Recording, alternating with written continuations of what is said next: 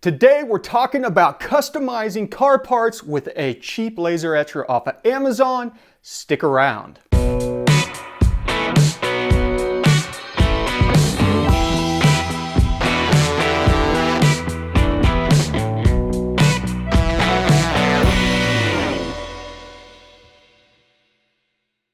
What is going on, everybody? Welcome back to the garage, and this is a video that I've been meaning to do for a long time, and that is to get into using a laser etcher to customize car parts. And I got a cheap one off of Amazon, and I'm going to talk about a couple things to keep in mind if you're thinking about doing something like this.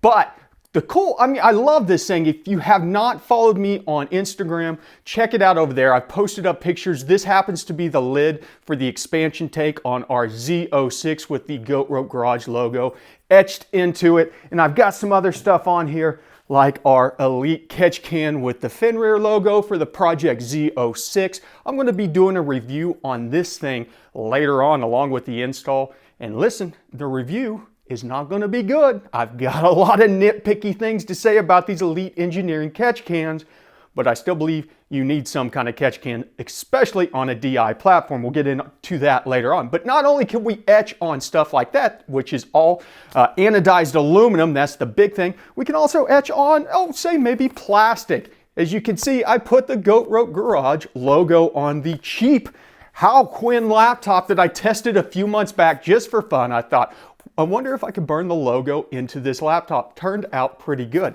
And even better than that is my Surface Pro that I use for all of my tuning stuff has a leather cover. And it's kind of hard to see on here, but the logo is burned into the leather cover also. It looks a lot better in person, trust me. I love how this turned out. And the cool thing about that is you gotta kind of play around with it, but you can adjust kind of how long the laser's on, how much power it's putting out. And this was very low power. I just wanted it to barely show up kind of in the grain of my laptop keyboard cover.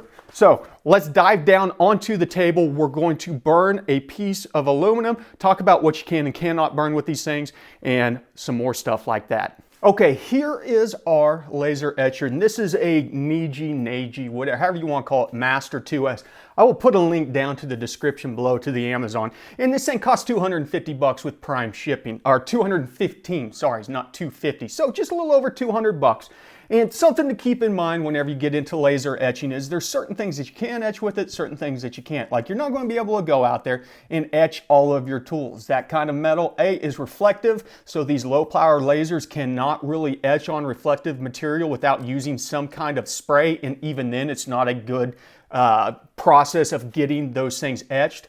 But it works great for anodized aluminum, plastic, leather, even cardboard if you want to do some stuff on some cardboard, things like that. As you can see though, I've just been going crazy with anodized aluminum. And so we're going to set this thing up and we are going to burn a quick logo into our 8AN anodized wrench here. And I'm not going to go through the software side of it because every single one of them is going to be a little bit different. If you pick one of these things up, go over to YouTube, just look up your model number. There's going to be hundreds of videos to tell you how to optimize, how to set it up, how to get the best performance out of it, things like that. There's a couple small tips that I can tell you right off the bat. The big thing is these have a manual focus on it.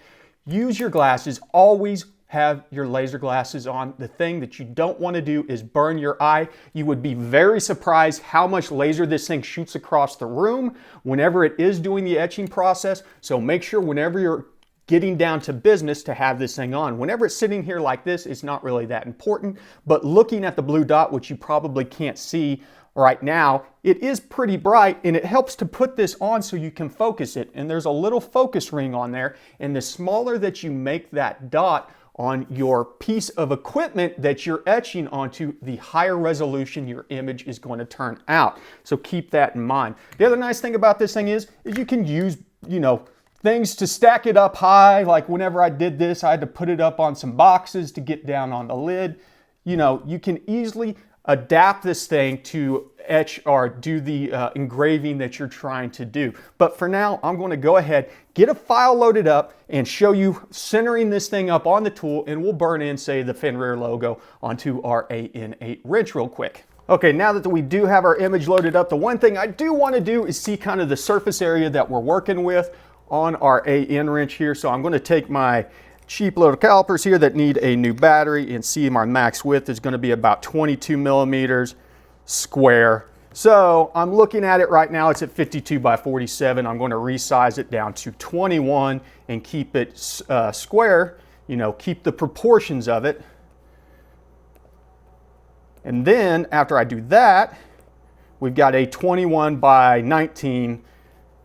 I can choose the one that I want to do, and we can go ahead and center this thing. And it's got the option of pulling it up. All of these are going to kind of have that option where you say, I want you to put the laser in the center so I know where to align everything. And then I'll put my tool there. Once I get it in the center, I can then see the outlines of it, and it'll show me the border of where it's going to be in case I need to make some adjustments. So I'm going to move it kind of down here, like so, and make sure everything's kind of square and aligned on the tool. This is the important part of making sure whatever you're doing gets etched in how you want it to be. We'll go back to center, that looks good. And if I wanted to at this point in time, I could rotate the image. But I'm just going to go ahead and rotate the entire tool because it's a little bit quicker to make sure that the image is kind of facing the direction I want to. In fact, I think I want it to be this direction. I will check my square again.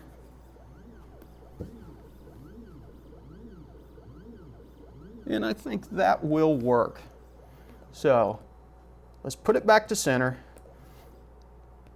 And I'm going to check my power. I've got my power down to 3% because I was doing leather or plastic last time. I'm going to take my power up to about 70% for this.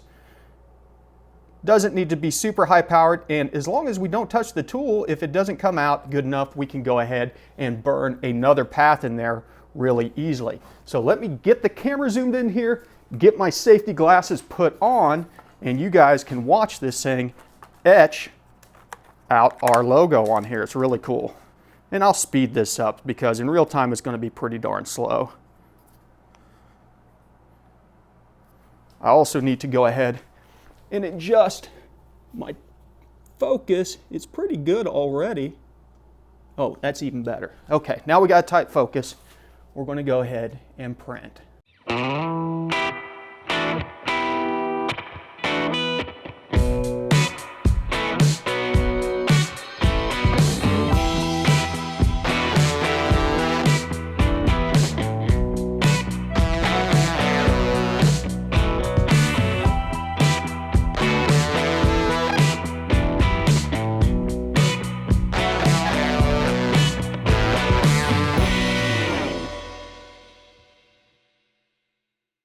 And we're done. It took almost exactly 4 minutes, not bad. And look how amazing that turned out. That's why I love this thing. This is one of my favorite toys, you might call it, that I've gotten in the garage as of late, but it's just beautiful what it does on anodized aluminum.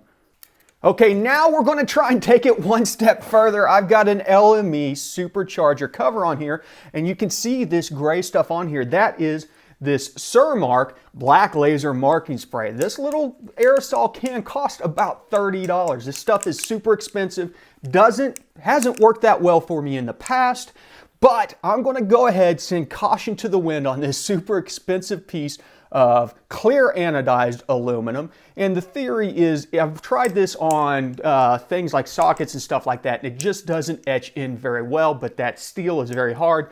And the other thing about why you have to use something like this is it makes it non-reflective. As I said, the laser will not work on a reflective surface. Because of that, we have to use something like this to make it non-reflective, but this is also supposed to leave behind a black mark where the laser burns in. This is going to take a couple hours probably to do because I'm going to turn the laser up real high and make it go real slow so it gets really hot and burns this stuff in as tight as possible. So I'm not going to make you sit through even a fast forward version of that. I'm going to set all this up and we'll cut back to whenever we're done, and we just wipe this stuff off. It wipes off real easy with a wet cloth whenever it's all said and done, and hopefully we will have our Fenrir logo left behind on here looking super cool before we install it on the Z06. Okay, we've got our logo etched into our cover. I don't have high hopes for this just because it does not look like it burned any of the black in there. But we're going to go ahead and wipe this thing off and see how it turned off. And you can see how easy this stuff wipes off. No, it just straight disappeared. Yeah, that's what I thought. And as I said, some of that probably has to do with the reflection of the anodized aluminum being cleared. You know, whenever you're using the black anodized stuff like that, it is burning the black color out. You know, the red like we saw on the wrench is burning the red color out, stuff like that. So I'm not really surprised. And on top of it, using this Ceramark stuff, literally they talk about using lasers that are 2 or 3 times more powerful than the laser that we had on this. Now, what could we do? Well, the cool thing about this is this laser does a great job of removing paint. So if we wanted to, we could prime this thing and paint it like black or something like that and use the laser, and it would remove the black paint, letting the anodized polished aluminum shine through on the black. So that could be an option. And I've done that on some other parts to really make them stand out in that way, because it does a good job making a clean removal of paint, where you can just paint something completely and then let the backside original metal shine through on it. But for now, I mean, it's kind of a fail in that aspect, but that's kind of what we expected. It took about an hour and 20 minutes to do that. And as I said, this thing will clean up real easily. I can take it and just stick it underneath the sink and wash the rest of this stuff off. So at least it's not hard to remove what is on there for this process.